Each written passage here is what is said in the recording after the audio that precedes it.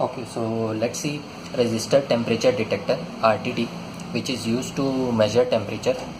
Okay, so it's a transducer which detects change in temperature via change in resistance of the detector, and it's a positive temperature coefficient detector. Means if you increase the temperature, the resistance will increase.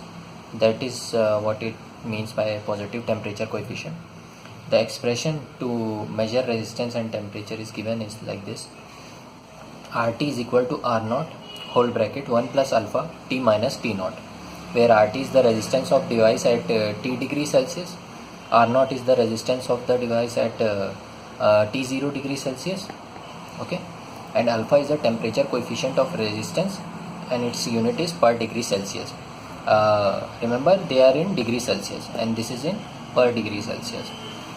Usually the T naught will be some standard temperature like 0 degree or some degree, and R naught will be the standard resistance with respect to the T naught temperature. So if you know the resistance of the detector at T temperature, then you can calculate the temperature. Okay, so that is how you measure temperature. So you fix T naught, R naught, alpha will be fixed. If you know the value of RT, you can calculate the T. Okay, so by applying a constant current and measuring the voltage drop across resistance, RTD resistance can be calculated and then temperature can be determined. So if RTD is used in some circuit, calculate the voltage and current across that the device and use this expression to once you will get the voltage and current, you will get the resistance. You put the resistance here and you will get the value of T. So that is how you calculate or measure temperature, okay, via using resistor temperature detector. Now just some few points, that if you plug the value of T0 is equal to 0 degree Celsius, what will happen? The equation will be RT equal to R naught plus alpha R naught T. If you put R naught in this side, you will have RT divided by R naught is equal to 1 plus alpha T. It looks like a straight line. So RT divided by R naught versus T will be like this. Okay, which means it defines positive temperature coefficient. Okay, as you increase the temperature, value of resistance is increasing. Okay, so this is one point. One more point, that metal are used for making these detectors as a material. Okay, specifically platinum, because it is corrosion free. Okay, plus it has high melting point, that is why we use platinum and metals specifically, okay, to make a resistor temperature detector. And whenever you apply current, you apply small current because of the heating effect, so that you won't heat and you won't change the values. Okay, heating may cause change in the resistance. That is why you apply low current. Okay, low constant current, measure the voltage and current across the RTD, and with that you will get resistance. You plug the resistance, you will get the value of T. Okay, that is how you measure.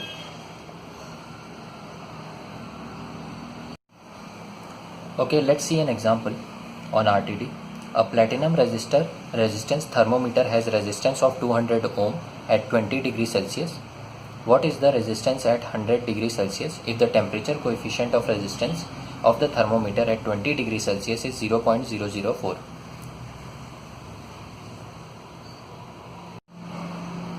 Okay, let's look at the solution. So it is given that at 20 degrees Celsius the resistance is 200 ohm. You have to find the value of resistance as 100 degree Celsius. Temperature coefficient is given as 0.004 per degree Celsius. Now you have to calculate the value of R100. So R100 can be calculated as R20 1 plus 0.004, the temperature difference in degree Celsius. So it is 100 minus 20. So it is 0.004 into 80. 1 plus 200, that is 264 ohm. Okay, this is the resistance of the thermometer at 100 degrees Celsius. Okay, so let's see thermistor. It is same as resistor temperature detector, but it is made of mixtures of metallic oxides like NiO, Mn2O3 and CO2O3. So just even if you know that it is not made up of metals, it is made up of metallic oxide, it is enough. The working is same.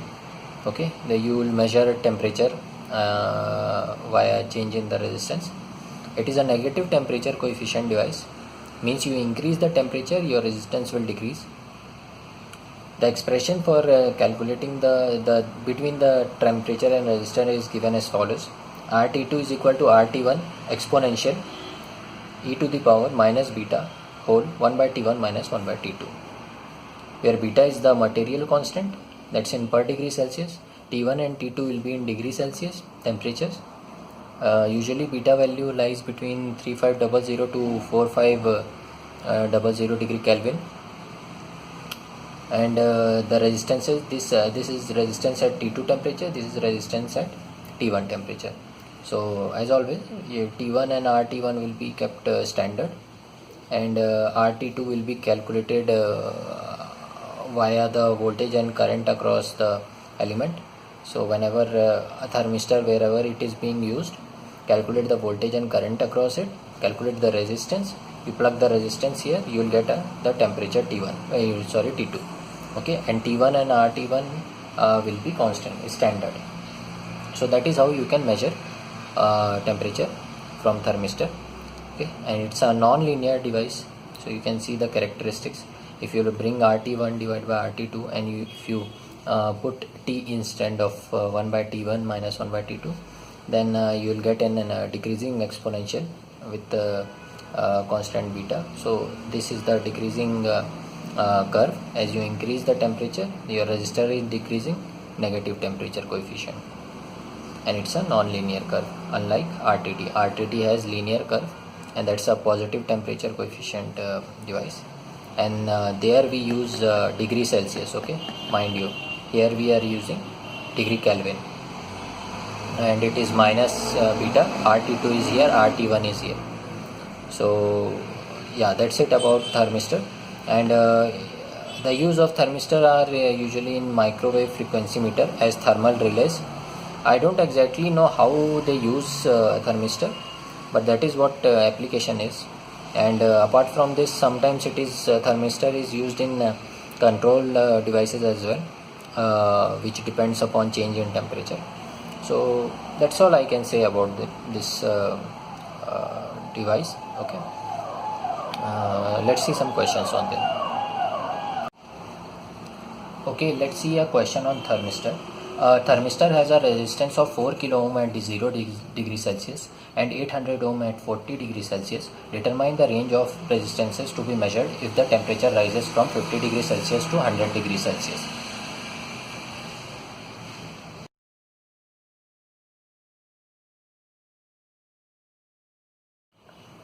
Okay, let's look at the solution.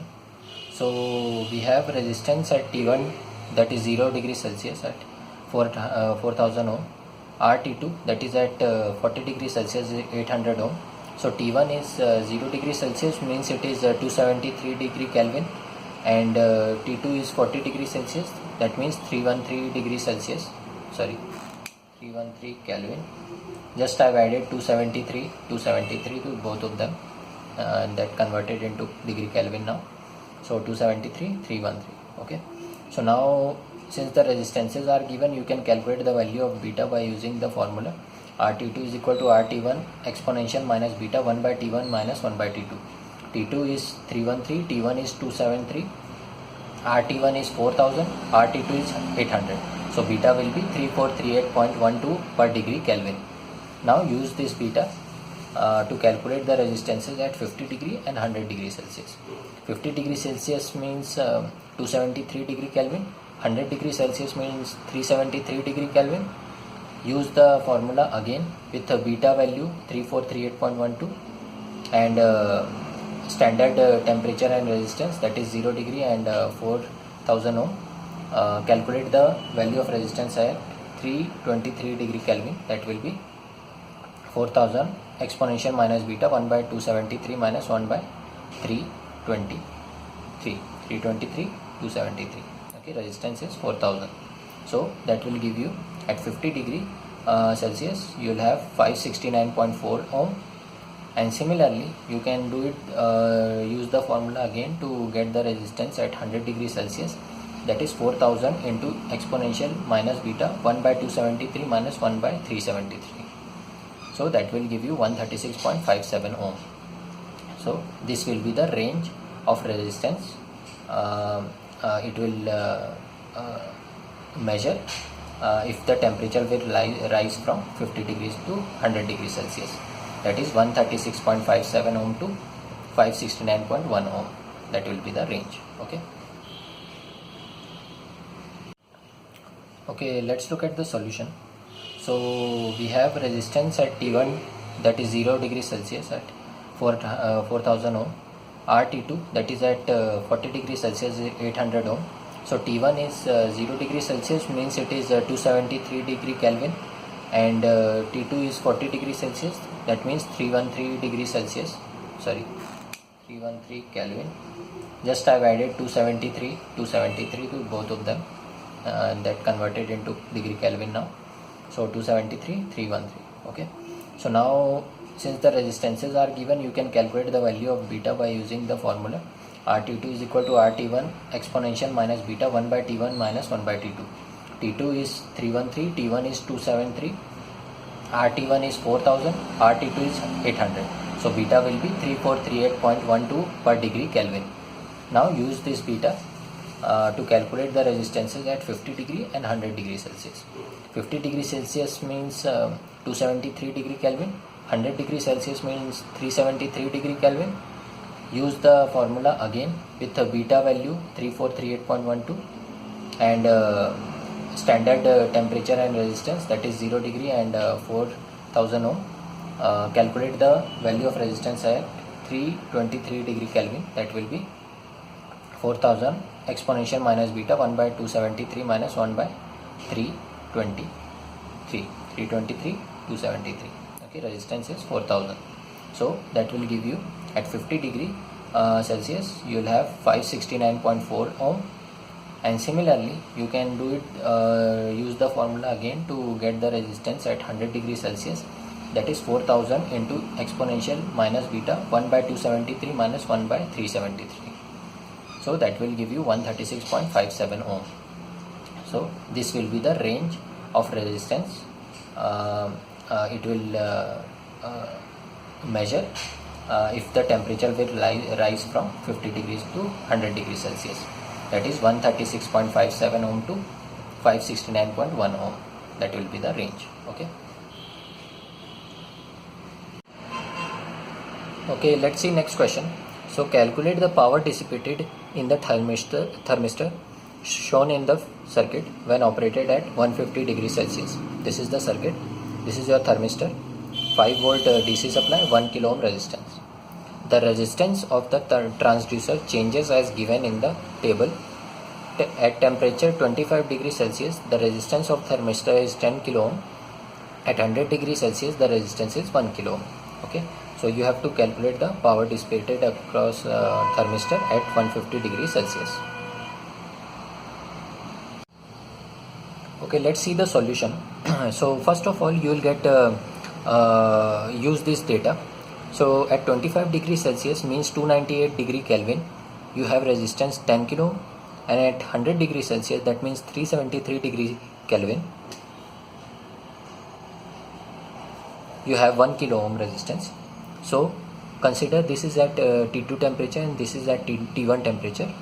So you use the formula of thermistor where T1 and T2 are known, this, and resistances are known. So you get the value of beta, that will be 3412.5 degree per degree Kelvin.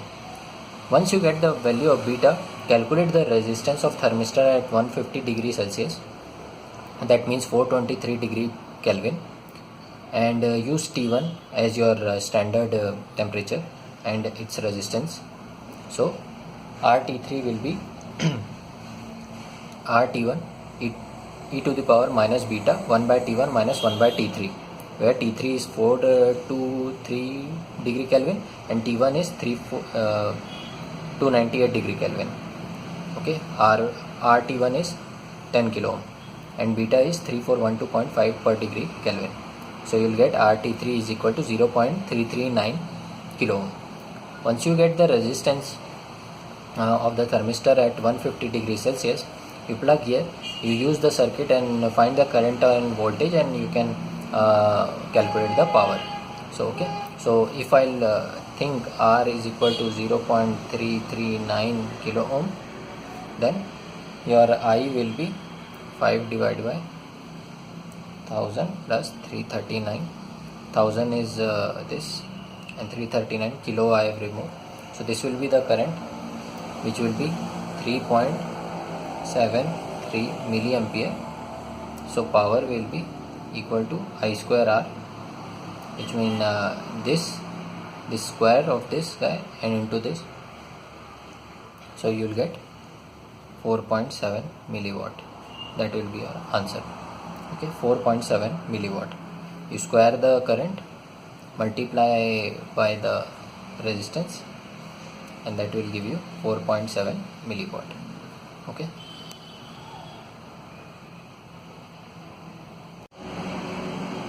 Okay, let's see thermocouple. This is another device which is based on temperature. So it is an electrical device consisting of two dissimilar conductors forming electrical junctions at different temperatures, and it produces a temperature dependent voltage.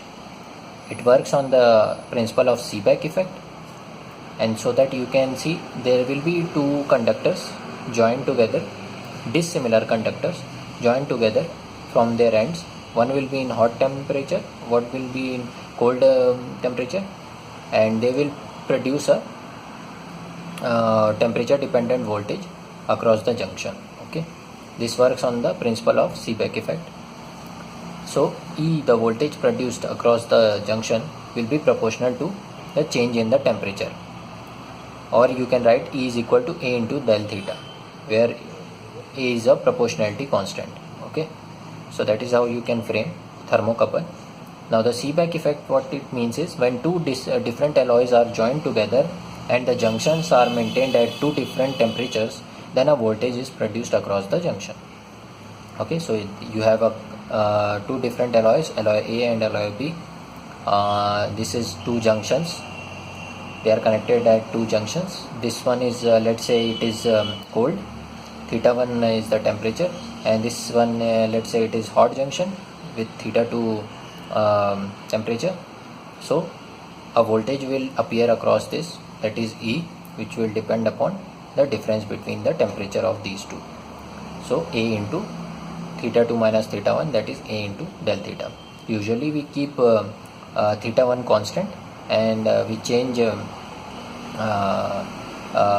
theta 2, and correspondingly E will change. Okay, so that is how you can see thermocouple.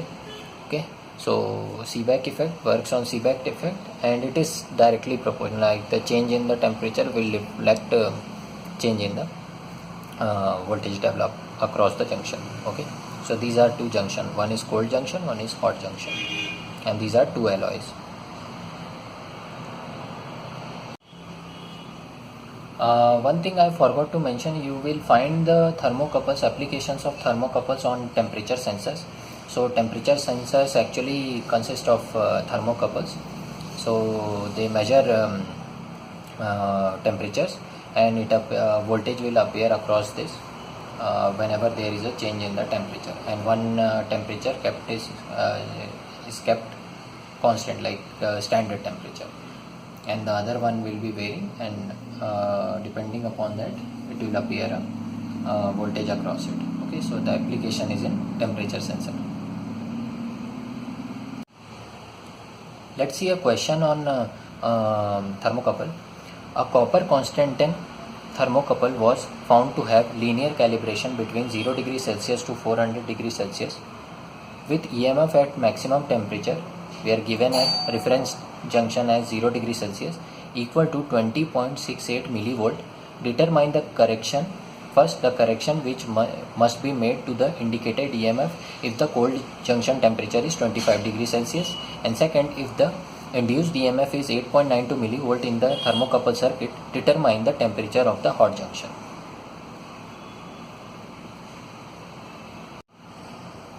Okay, let's look at the solution. So E is, we know, A into del theta. So using the given information here, so 400 minus 0 degree Celsius into A will be equal to 20.68 millivolt. Reference junction is 0 degree Celsius and maximum is 400. So cold is 0 degree Celsius and hot is 400 degrees Celsius. Okay, so you will get the value of constant, proportionality constant, that is A, which is 0.0517 millivolt per degree Celsius. Now you can use this value of A to calculate 1 and 2. So now in first part, the cold junction is now 25 degree Celsius, not 0 degree Celsius. So E can be calculated as 0.0517, that is A, into 400 degree Celsius minus 25 degree Celsius. It is saying that cold junction has been changed. Okay, hot junction is same. So you will get 19.3875 millivolt E. Okay. Similarly, for the second part, you are given the EMF generated and the hot temperature you have to calculate. So E will be equal to 0.0517, that is A, into T minus 0 degree Celsius. T is the temperature we have to calculate. E is given as 8.92 millivolt. Now I am taking 0 degree Celsius and not 25 degree Celsius because it is given for first part. In general, the cold temperature is 0 degree Celsius. Okay, so 0 degree Celsius. So T into 0.0517 is equal to 8.92 millivolt. So T will come out to be 172.534 degrees Celsius. This will be your answer for second part. This will be your answer for first part. Okay.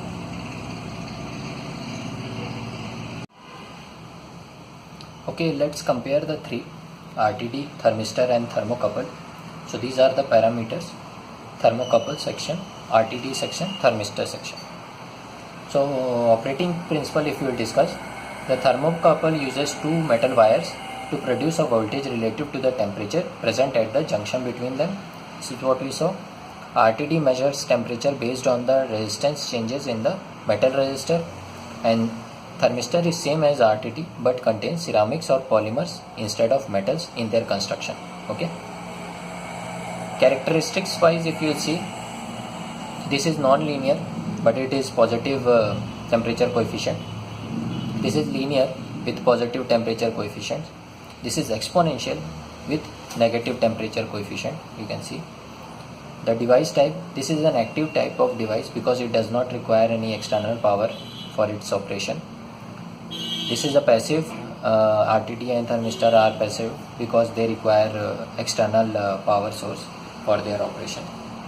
And the cost are usually for thermocouple is less, RTD is high, and for thermistor it is high to moderate. Okay, there are other parameters also to judge, like temperature range, accuracy and all that I am not considering, because you should just have an idea of what RTD, thermistor and thermocouple is.